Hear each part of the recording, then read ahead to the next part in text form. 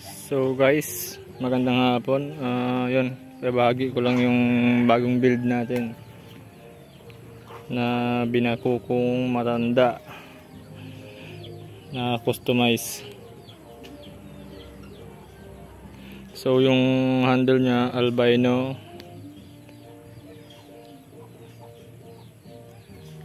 and horse hoof yung pommel or kinukod, ano, mukhang kukod ng kabayo, di ba?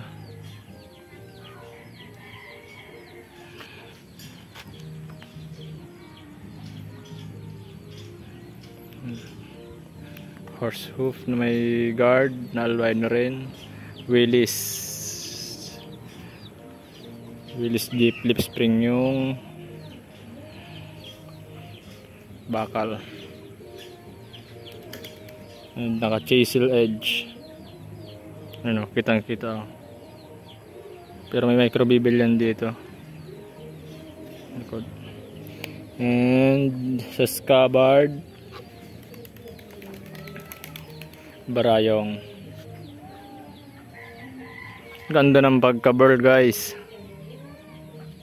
talagang solid.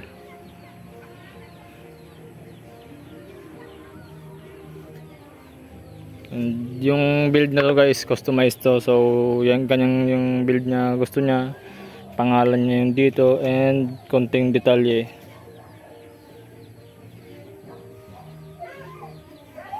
sa scabbard. So yun, papakita ko pala guys yung naging ano, kinalabasan nung 16 inches plus. So eto na siya. Ito yung naging model ko nung pagpapatagos, yung isang vlog ko na nagpatagos ako ng tang. Ito na yun, left-handed na Marabical yung scabbard na 16 inches blade. Solid guys, pang chismosa to eh. So abangan natin. So yun lang guys, thank you.